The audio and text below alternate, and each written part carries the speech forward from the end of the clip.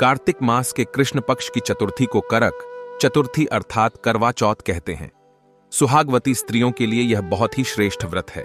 स्त्रियां इस व्रत को पति के दीर्घजीवी होने के लिए करती हैं। इस दिन सुहागिन स्त्रियां चावल पीसकर दीवार पर करवा चौथ बनाती हैं, जिसे वर कहते हैं। इस करवा चौथ में पति के अनेकों रूप बनाए जाते हैं तथा सुहाग की वस्तुएं जैसे चूड़ी, बिंदी, बिछुआ, मेहंदी और महावर आदि के साथ साथ दूध देने वाली गाय, करुआ बेचने वाली कुम्हारी, महावर लगाने वाली नाइन, चूड़ी पहनाने वाली मनिहारिन, 7 भाई और उनकी इकलौती बहन, सूर्य, चंद्रमा, गौरा और पार्वती आदि देवी देवताओं के भी चित्र बनाए जाते हैं। सुहागिन स्त्रियों को इस दिन निर्जल व्रत रखना चाहिए। रात्रि को जब चंद्रमा निकल आए तब उसे अर्घ्य देकर तथा अपने बड़ों के पैर छूकर और अपने पति की पूजा कर भोजन करना चाहिए। पीली मिट्टी की शिव गौरा बनाकर उसकी पूजा करनी चाहिए। करवा चौथ व्रत का बायना तथा पूजन विधि। करवा चौथ वाले दिन सर्वप्रथम व्रत करके सायंकाल को एक पटरे पर सतिया काढ़कर एक जल से भरा लोटा या करुआ उस पर रखें। बायना काढ़ने के लिए एक खांड का करुआ लें, उसके साथ एक पात्र में गेहूं या चावल भर लें और इच्छानुसार नगद रुपया रख लें। फिर रोली, चावल, गुड़ आदि से गणेश जी की पूजा करें। करवे पर रोली से 13 बिंदी लगावें तथा 13 दाने गेहूं के हाथ में लेकर कहानी सुनें। कहानी सुनने के पश्चात एक दूसरे के साथ आपस में 13 बार करवे की हेरा फेरी करें। कहीं कहीं 13 का अंक अशुभ मानने के कारण 14 बार प्रत्येक काम किए जाते हैं। रात्रि को चंद्रमा निकलने के पश्चात इसी करवे से चंद्रमा को अर्घ्य देवें। पश्चात सभी बड़ों का आशीर्वाद प्राप्त कर तथा अपने पति की पूजा कर भोजन करें। यदि बहिन या पुत्री कहीं बाहर परदेश रहती हो तो करवा, गेहूं, चीनी, रुपया सहित उनके यहां पहुंचा दें। जो सौभाग्यवती स्त्रियां इस करक चतुर्थी का व्रत करके सायंकाल विधि विधान से पूजन करेंगी, वे अचल सौभाग्य, धन, पुत्र तथा बड़े भारी यश को प्राप्त करेंगी। दोस्तों, अब आइए जानते हैं करवा चौथ के प्रथम कथा के बारे में।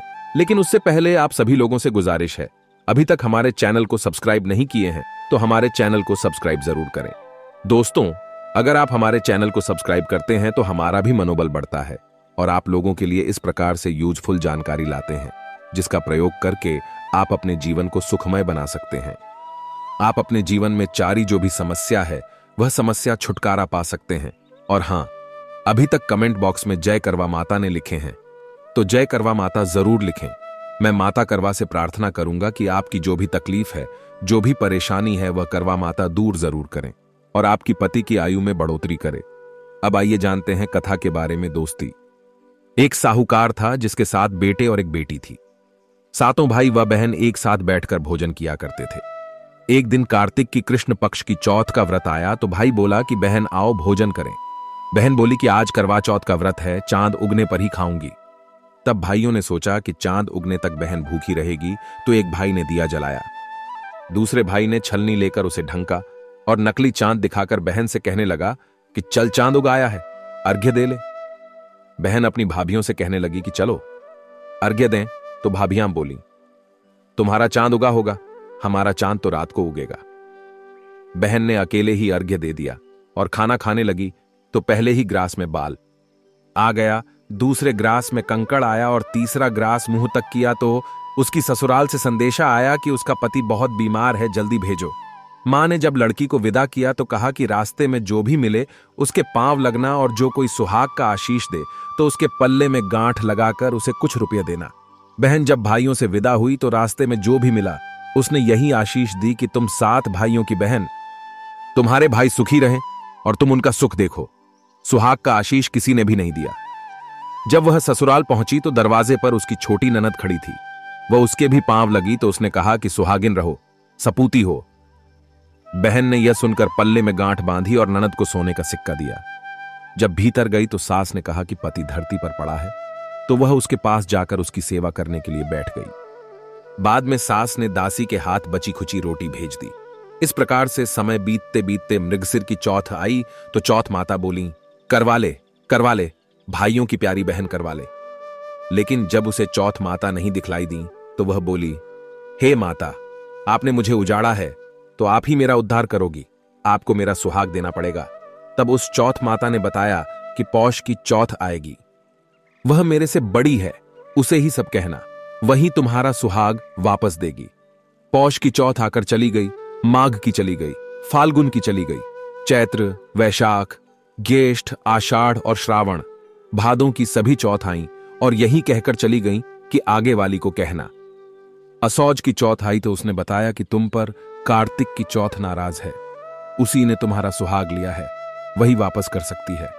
वही आएगी तो पांव पकड़कर विनती करना। यह बताकर वह भी चली गई। जब कार्तिक की चौथ आई तो वह गुस्से में बोली, भाइयों की प्यारी करवा ले, दिन में चांद उगानी करवा ले, व्रत खंडन करने वाली करवा ले, भूखी करवा ले। यह सुनकर वह चौथ माता को देखकर उसके पांव पकड़कर गिड़गिड़ाने लगी। हे चौथ माता, मेरा सुहाग तुम्हारे हाथों में है, आप ही मुझे सुहागिन करें। तो माता बोली, पापिन, हत्यारिन, मेरे पांव पकड़कर क्यों बैठ गई? तब वह बोली कि जो मुझसे भूल हुई उसे क्षमा कर दो, अब भूल नहीं करूंगी। तो चौथ माता ने प्रसन्न होकर आंखों से काजल, नाखूनों में से मेहंदी और टीके में से रोली लेकर छोटी उंगली से उसके आदमी पर छींटा दिया तो वह उठकर बैठ गया और बोला कि आज मैं बहुत सोया। वह बोली, क्या साय, मुझे तो 12 महीने हो गए, अब जाकर चौथ माता ने मेरा सुहाग लौटाया। यह सुन उसके पति ने कहा कि जल्दी से माता का पूजन करो। जब चौथ की कहानी सुनी, करवा का पूजन किया और प्रसाद खाकर दोनों पति पत्नी चौपड़ खेलने बैठ गए। नीचे से दासी आई, उसने दोनों को चौपड़ पांसे खेलते देखा तो उसने सासू जी को जाकर बताया। तब से सारे गांव में यह बात प्रसिद्ध होती गई कि सब स्त्रियां चौथ का व्रत करें तो सुहाग अटल रहेगा। हे चौथ माता, जैसे तूने साहूकार की बेटी का सुहाग दिया वैसा सबको देना। यही करवा चौथ के उपवास की सनातन महिमा है। करवा चौथ का दूसरा व्रत कथा दोस्तों अति प्राचीन काल की बात है। एक बार पांडुपुत्र अर्जुन तप करने के लिए नीलगिरी पर्वत पर चले गए तो पीछे से द्रौपदी को बड़ी चिंता होने लगी कि कहीं अर्जुन की तपस्या में कोई विघ्न न डाले, क्योंकि पांडवों के अनेक शत्रु थे। इस प्रकार द्रौपदी ने शोक विह्वल हो श्री कृष्ण की आराधना की। श्री कृष्ण उपस्थित हुए और पूछा, कहो क्या कष्ट है तुम्हें? द्रौपदी बोली, हे प्रभु, मुझे क्या कष्ट है यह तो आप स्वयं जानते हैं। आप तो अंतर्यामी हो, मुझे कष्टों के बोझ ने विह्वल कर दिया है। क्या कोई ऐसा उपाय है जिससे इन कष्टों से छुटकारा मिल सके? श्री कृष्ण मुस्कुराकर बोले, हे महाभागा, तुम्हारा प्रश्न अति उत्तम है। यही प्रश्न एक बार पार्वती जी ने शिव जी से किया था। तब शिव जी ने पार्वती जी को करवा चौथ व्रत का विधान बताया था। तब द्रौपदी बोली, प्रभु, करवा चौथ व्रत की जानकारी मुझे भी दीजिए और उसकी कथा कहिए। तब श्री कृष्ण ने एक पल सोचने के बाद कहा, दुख सुख जो सांसारिक माना जाता है, प्राणी उसमें सदा ही लिप्त रहता है। मैं तुम्हें अति उत्तम करवा चौथ की कथा सुनाता हूं, इसे ध्यान से सुनो। प्राचीन काल में गुणी, विद्वान, धर्मपरायण वेद शर्मा नाम का एक ब्राह्मण रहता था। उसकी पत्नी का नाम लीलावती था। उसके साथ महारथी पुत्र तथा एक वीरवता नाम की पुत्री थी। उसकी आंखें नील कमल के समान और मुख चंद्रमा के समान था। विवाह योग्य होने पर वेद शर्मा ने एक विद्वान ब्राह्मण के साथ उसका विवाह कर दिया।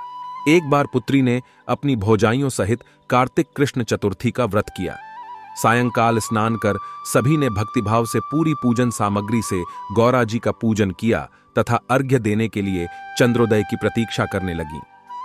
किंतु चंद्रोदय से पूर्व ही वीरवती को क्षुधा ने बाध्य कर दिया और वह बेहोश हो गई। इससे उसके स्नेही भाई अत्यंत दुखी हुए और उन्होंने छल से पीपल की आड़ में कृत्रिम चंद्रमा बनाकर दिखा दिया। लड़की ने अर्घ्य दे भोजन कर लिया। भोजन करते ही उसके पति की हृदय गति बंद हो गई। इससे दुखी हो उसने पुनः शिवजी का पूजन 1 वर्ष तक निराहार रहकर किया तथा वर्ष के समाप्त होने पर करक चतुर्थी का व्रत किया। तब इंद्राणी वहां देव कन्याओं के साथ करक चतुर्थी का व्रत करने आई और स्वयं वीरवती के पास गईं। तब ब्राह्मण पुत्री ने उनसे अपने दुख का कारण पूछा। इंद्राणी ने बताया, तुम्हें करवा चौथ व्रत में चौथ दर्शन से पूर्व भोजन कर लेने से यह कष्ट मिला है। तब उस लड़की ने अंजलि बांधकर विनय की कि इससे मुक्त होने का कोई उपाय बताइए। इस पर इंद्राणी ने कहा, अब तुम विधि पूर्वक इस करवा चौथ का व्रत करो तो तुम्हारे पति पुनर्जीवित हो जाएंगे। वीरवती ने ऐसा ही किया, जिसके प्रभाव से उसका पति जीवित हो गया और वह अपने पति के साथ आनंद पूर्वक रहने लगी। श्री कृष्ण ने कहा, हे द्रौपदी, यदि तुम भी इस व्रत को करोगी तो तुम्हारे सभी संकट टल जाएंगे। श्री कृष्ण के इन वचनों को सुनकर द्रौपदी ने यह व्रत किया और पांडव सभी क्षेत्रों में विजयी हुए। इस प्रकार सुख, सौभाग्य, पुत्र पौत्रादि और धन धान्य की इच्छुक स्त्रियों को यह व्रत विधिपूर्वक करना चाहिए।